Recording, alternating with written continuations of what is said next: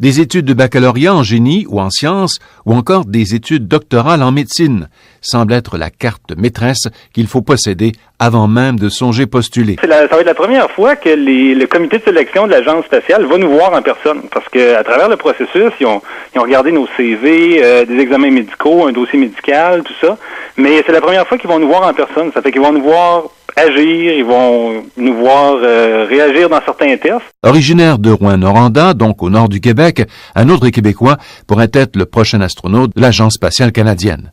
Charles-Philippe Lajoie travaille présentement comme scientifique d'instruments astronomiques optiques à Baltimore, donc aux États-Unis, sur le télescope spatial James Webb, un projet dirigé à la fois par la NASA, l'Agence spatiale canadienne et l'Agence spatiale européenne.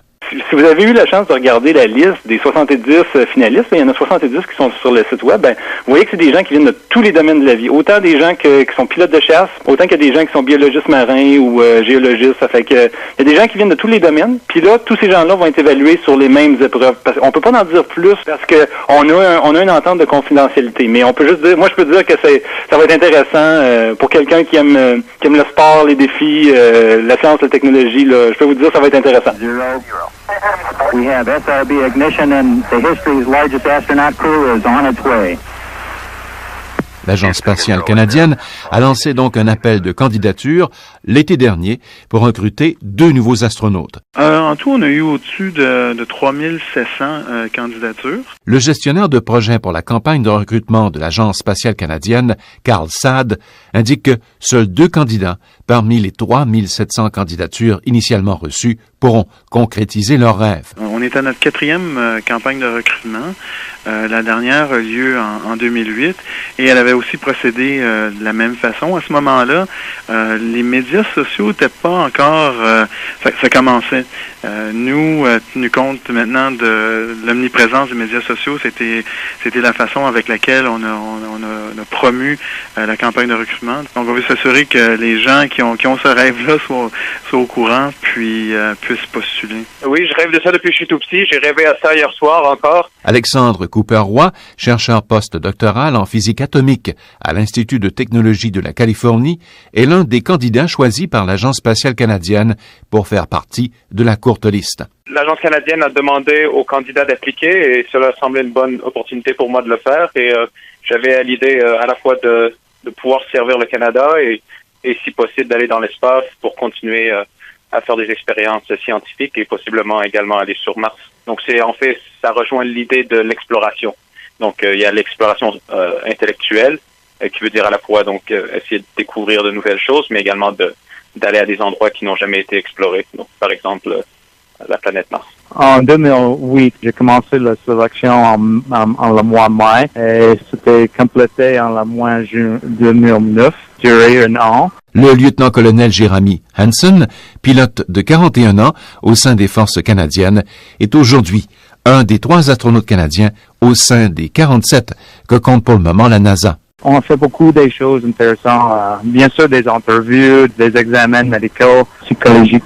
En plus de ça, c'était des examens pour tester une personne, pour voir comment cette personne va réagir sur les situations très stressées. Le projet sur les tables d'essai en ce moment prévoit donc des missions humaines vers la Lune jusqu'en 2030 et par la suite vers Mars. Les astronautes canadiens, par-dessus tout, en plus des diplômes, doivent avoir comme qualité principale la patience. Atteindre l'espace est l'objectif ultime d'une carrière et cela peut prendre des années. Pendant 3 ans, je suis un peu disparu à l'école des astronautes. Différentes formations à compléter. Il faut on apprend le pilotage, la robotique, comment faire des sorties spatiales, se servir du scaphandre, on apprend à parler russe. Le Québécois David Saint-Jacques a appris en 2016 qu'il serait le prochain astronaute canadien à visiter la Station spatiale internationale en 2018. Le jour où on m'a embauché, je suis pas soudainement devenu un astronaute. Ça prend des années pour changer un peu la manière dont on pense. On peut imaginer peut-être, c'est un peu comme un mélange entre retourner à l'université et puis peut-être devenir pilote, mais en même temps devenir un peu comme un militaire dans le sens où on est dans une structure. C'est un peu un mélange de tout ça. Les astronautes, on est la partie la plus visible d'une immense équipe.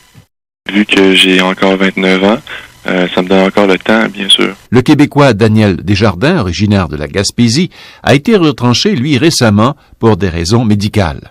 C'est sûr qu'on a deux choix après avoir vécu, une expérience décevante, là, dans le fond, de ne pas avoir pu continuer, soit de m'asseoir sur mes mains et de me plaindre, ou de voir le côté positif. Et c'est sûr qu'en fin de journée, quand on poursuit nos rêves, on ne regrette rien. Donc, je n'ai aucun regret, je n'ai que grandi de cette expérience-là, et je suis extrêmement content de m'avoir rendu dans les 100 derniers, bien sûr. Un reportage de Radio-Canada International.